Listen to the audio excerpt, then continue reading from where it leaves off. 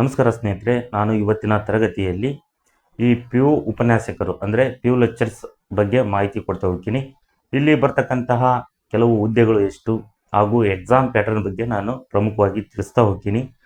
ನೋಡ್ಬೋದು, ನಾನು ಹಲವಾರು ರೀತಿಯಾಗಿರ್ತಕ್ಕಂತಹ ತರಗತಿಯಲ್ಲಿ ಕೂಡ ಎಕ್ಸಾಮ್ ಪ್ಯಾಟರ್ನ್ ಆಗಿರ್ಬೋದು, ಕೆಲವೊಂದು ಬುಕ್ ಲಿಸ್ಟ್ ಕೂಡ ಹೇಳ್ತಾ ಹೋಗಿದ್ದೀನಿ.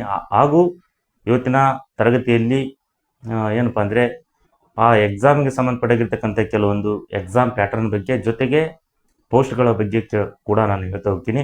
ನೋಡ್ಬೋದು, ಈಗ ಆರ್ಥಿಕ ಅನುಮೋದನೆಗೊಂಡಿರ್ತಕ್ಕಂಥ ಹುದ್ದೆ 814 ಹುದ್ದೆಗಳು ಇದಾವೆ ಅಂತ ಹೇಳಿದೆ. ಜೊತೆಗೆ ಈಗ ಇನ್ನೂ ಆ್ಯಡ್ ಆಗ್ತವೆ ಅಂತ ಇಲಾಖೆಯವರ ಅಪ್ಡೇಟ್ ಕೊಟ್ಟಾಗ ನಾನು ಕೂಡ ಒಂದು ಅಪ್ಡೇಟ್ ಮಾಡಿದ್ದೆ, ಇನ್ನೂ ಹೆಚ್ಚಿಗೆ ಹುದ್ದೆಗಳು. ಸೊ ಅದು ಅಪ್ಡೇಟ್ ಇನ್ನೂ ಅದು ಏನಪ್ಪ ಅಂದರೆ ಖಚಿತವಾಗಿಲ್ಲ. ಖಚಿತವಾದ ಮೇಲೆ ನಾನು ಮತ್ತೆ ಮುಂದಿನ ತರಗತಿಯಲ್ಲಿ ಹೆಚ್ಚಿಗೆ ಪ್ರಮಾಣ ಆಗಿರ್ತಕ್ಕಂಥ ಹುದ್ದೆಗಳು ಏನಾದರೂ ಆ್ಯಡ್ ಆದರೆ ಸೊ ನಾನು ಮತ್ತೆ ಅದರ ಹುದ್ದೆಗಳ ಬಗ್ಗೆ ಎಕ್ಸ್ಪ್ಲೈನ್ ಮಾಡ್ತಾ ಹೋಗ್ತೀನಿ.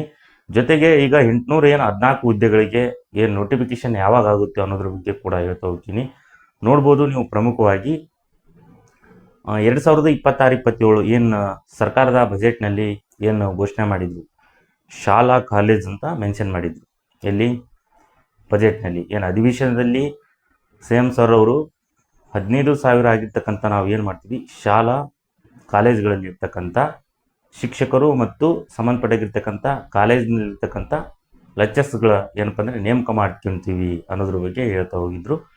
ಅದಕ್ಕೆ ಸಂಬಂಧಪಟ್ಟಾಗಿರ್ತಕ್ಕಂಥ ಈ ಮಾಹಿತಿಯನ್ನು ನಾವು ಅದರೊಳಗೆ ಇಟ್ಕೊಂಡು ಈಗ ನಾವು ಶಿಕ್ಷಕರ ನೇಮಕಾತಿ ಏನು ನಡೀತಿತ್ತು ಎಲ್ಲವೂ ಅದೇ ಟೈಮ್ನಲ್ಲಿಯೂ ಕೂಡ PU ಲೆಕ್ಚರ್ಸ್ ನೇಮಕಾತಿ ನಡೀತೈತಿ ಅಂತ ನಾವು ಹೇಳ್ತೀವಿ.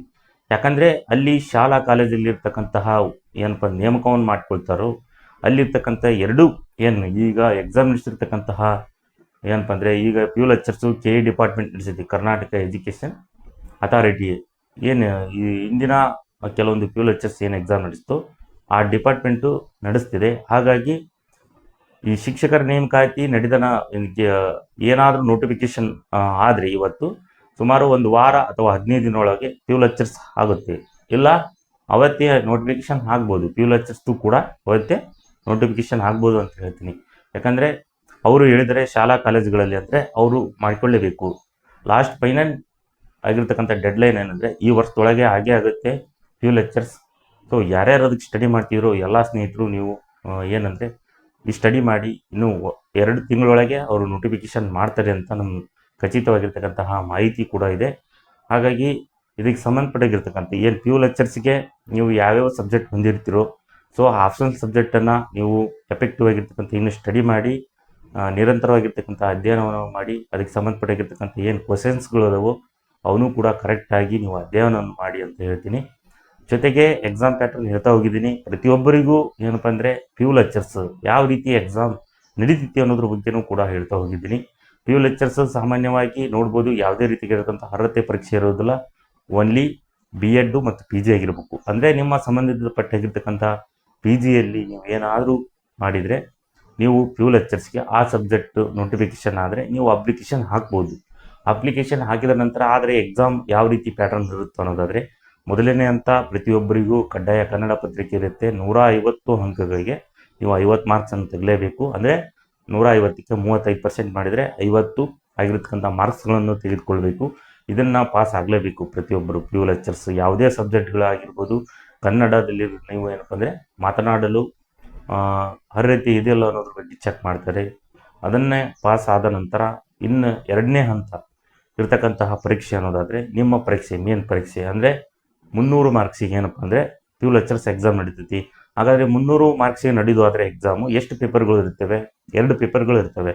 ಅಂದರೆ ಪೇಪರ್ 1 ಮತ್ತು ಪೇಪರ್ 2 2 ಪೇಪರ್ ಇರ್ತವೆ. ಪೇಪರ್ 1 ನಿಮ್ಮ ಏನು ಐಚ್ಛಿಕ ವಿಷಯ, ಪೇಪರ್ 2 ಐಚ್ಛಿಕ ವಿಷಯಗಳ ಬಗ್ಗೆ ಏನಪ್ಪ ಅಂದರೆ ನಿಮ್ಮ ಸಬ್ಜೆಕ್ಟ್. ಉದಾಹರಣೆ ಹೇಳೋದಾದರೆ ನಿಮ್ಮದು ಯಾವುದೇ ಸಬ್ಜೆಕ್ಟ್, ಎಕನಾಮಿಕ್ಸ್ ಆಗಿರ್ಬೋದು, ಪೊಲಿಟಿಕಲ್ ಸೈನ್ಸ್ ಆಗಿರ್ಬೋದು, ಕನ್ನಡ ಆಗಿರ್ಬೋದು, ಈ ರೀತಿಯಾಗಿರ್ತಕ್ಕಂಥ ಸಬ್ಜೆಕ್ಟ್ಗಳು ಕೊಟ್ಟಾಗ ಅಲ್ಲಿ ಪೇಪರ್ 2ನಲ್ಲಿ 150, ಪೇಪರ್ 1ನಲ್ಲಿ 150 ಮಾರ್ಕ್ಸ್ಗಳನ್ನು ಇಟ್ಟು ಅದಕ್ಕೆ ಸಂಬಂಧಪಟ್ಟಾಗಿರ್ತಕ್ಕಂಥ ಕೆಲವೊಂದು ಒಳಗೆ ಮಾಹಿತಿ ಏನೇನೆಂದರೆ ಆ ಪೇಪರ್ನಲ್ಲಿ ಹಲವಾರು ತೆಗೆದಂಥ ಒಂದು ಏನಪ್ಪ ಸಿಲೆಬಸ್ ಇಟ್ಟಿರ್ತಾರೆ. ಅದಕ್ಕೆ ತಕ್ಕಂತೆ ಅವರು ಏನು ಮಾಡ್ತಾರೆ, ಎಕ್ಸಾಮ್ ಕ್ವಶನ್ಗಳನ್ನು ತೆಗಿತಾರೆ. ಪೇಪರ್ 1, ಪೇಪರ್ 2 ನಿಮ್ಮ ಐಚ್ಛಿಕ ವಿಷಯಕ್ಕೆ ಸಂಬಂಧಪಟ್ಟಾಗಿರ್ತಕ್ಕಂಥದ್ದು. ಅಂದರೆ 300 ಮಾರ್ಕ್ಸ್ ಆಗುತ್ತೆ. 300 ಮಾರ್ಕ್ಸ್ನಲ್ಲಿ ಮೇನ್ ಆಗಿರೋದು ಮೆರಿಟ್ ಲಿಸ್ಟ್. ಈಗ ನೀವು ಕಡ್ಡಾಯ ಕನ್ನಡ ಪತ್ರಿಕೆ ಬರೀತಿರಲ್ಲ, ಅದು ಕೌಂಟ್ ಆಗಲ್ಲ. ಈ 300 ಮಾರ್ಕ್ಸು MCQ ಆಧಾರಿತವಾಗಿರುತ್ತೆ, ಯಾವುದೇ ರೀತಿಯಾಗಿರ್ತಕ್ಕಂಥ ಎಕ್ಸ್ಪ್ಲನೇಷನ್ ಇರುವುದಿಲ್ಲ. ಈ ಪರೀಕ್ಷೆಗಳನ್ನು ಅಷ್ಟು 300 ಮಾರ್ಕ್ಸು MCQ ಆಧಾರಿತವಾಗಿರ್ತಾರೆ. ಎಲ್ಲರೂ ನೀವು MCQ ಆಧಾರಿತವಾಗಿರ್ತಕ್ಕಂಥ ಕ್ವಶನ್ಗಳನ್ನು ತೆಗಿತಾರೆ. ಹಾಗಾಗಿ ನಿಮ್ಮ ಅಧ್ಯಯನವನ್ನು ಸ್ವಲ್ಪ ಏನಪ್ಪ ಅಂದರೆ ರಿವಿಷನ್ ಕೀ ಪಾಯಿಂಟ್ಗಳನ್ನು ಏನು ಮಾಡ್ಕೊಂಡಿದ್ರು ಅವನ್ನ ರಿವಿಷನ್ ಮಾಡ್ತಾ ಇರಿ. ಜೊತೆಗೆ ಏನು ಹೊಸದಾಗಿ ನಿಮ್ಮ ಸಬ್ಜೆಕ್ಟ್ ಸಿಕ್ಕಿರ್ತಕ್ಕಂಥ ಮಾಹಿತಿಗಳನ್ನು, ಅಪ್ಡೇಟ್ ಮಾಹಿತಿಗಳನ್ನು ಕೂಡ ಓದಿ ಅಂತ ಹೇಳ್ತೀನಿ. ನೆಕ್ಸ್ಟ್ ಬರ್ತಕ್ಕಂಥದ್ದು ಇದು ಎಕ್ಸಾಮ್ ಬರೆದ ನಂತರ ನಿಮ್ಮ ಕಾಸ್ಟ್ ವೈಸ್ ಏನು ಕಾಂಪಿಟೇಷನ್ ಇದೆಯೋ ಅಲ್ಲಿ ನಿಮ್ದು ಏನಪ್ಪ ಅಂದರೆ ನೀವು ಮೆರಿಟ್ ಲಿಸ್ಟ್ನಲ್ಲಿ ನಿಲ್ತೀರಾ ಅಂತ ಹೇಳ್ಬೋದು. ಈಗ 814 ಪಡೆದಿರ್ತಕ್ಕಂತಹ ಆರ್ಥಿಕ ಅನುಮೋದನೆಯಲ್ಲಿ ಹೆಚ್ಚು ಕಮ್ಮಿ ಆಗ್ಬೋದು, ಕಡಿಮೆ ಆಗಲ್ಲ, ಹೆಚ್ಚಿಗೆ ಆಗ್ಬೋದು. ನಾನೀಗ ಫೈನಲ್ ಆಗಿ ಹೇಳೋಕ್ಕಾಗಲ್ಲ ಹೆಚ್ಚಿಗೆ ಇಷ್ಟಿದೆ ಅಂತ. ಹಾಗಾಗಿ ನಾನು ಅಪ್ಡೇಟ್ ಏನಾದರೂ ಸಿಗ್ತೆ ಹುದ್ದೆಗಳ ಬಗ್ಗೆ ಮಾಹಿತಿ ಹೇಳ್ತಾ ಹೋಗ್ತೀನಿ. ಹಾಗಂತ ಏನು ಹೇಳ್ತೀನಿ ನೋಡ್ಬೋದು. ಈಗ PU ಲೆಕ್ಚರ್ಸ್ಗೆ ಯಾರ್ಯಾರು ಸ್ಟಡಿ ಮಾಡ್ತಿದ್ರು ಅವರು ಸ್ಟಡಿ ಮಾಡಿ ಬಿಡಬೇಡಿ, ನಿಮ್ಮ ಅಧ್ಯಯನವನ್ನು ಮುಂದುವರಿಲಿ ಅಂತ ಹೇಳ್ತೀನಿ. ನೋಡ್ಬೋದು. ಇದಕ್ಕೆ PU ಲೆಕ್ಚರ್ಸ್ಗೆ ಸಂಬಂಧಪಟ್ಟಾಗಿರ್ತಕ್ಕಂಥ ನಾವು PDF ನೋಟ್ಸ್ಗಳನ್ನು ತಯಾರು ಮಾಡ್ತಿದ್ದೀವಿ ಇನ್ನು. ಸೊ ಕಂಪ್ಲೀಟ್ ಆದಮೇಲೆ ನಿಮಗೆ ಏನಪ್ಪ ಅಂದರೆ ನಾನು ಸಿಗ್ತೀನಿ. ನಿಮಗೆ ಯಾವ ಸಬ್ಜೆಕ್ಟ್ ಬೇಕೋ ಅವನ್ನ ನೀವು ಕೇವಲ 50 ರೂಪೀಸ್ಗೆ ಕೊಟ್ಟು ಏನಪ್ಪ ಅಂದರೆ ನೀವು ಪಡಿಬೋದು PDF ನೋಟ್ಸ್ ಅಂತ ಹೇಳ್ತೀನಿ. ಅಂತ ಹೇಳಿ ನಾನು ಮುಂದಿನ ತರಗತಿಯಲ್ಲಿ ಬೇರೆ ವಿಷಯದೊಂದಿಗೆ ಬರ್ತೀನಿ ಅಂತ ಹೇಳಿ ಎಲ್ಲರಿಗೂ ಧನ್ಯವಾದಗಳು. ನಾನು ಮುಂದಿನ ತರಗತಿಯಲ್ಲಿ ಸಿಗ್ತೀನಿ. ಧನ್ಯವಾದಗಳು.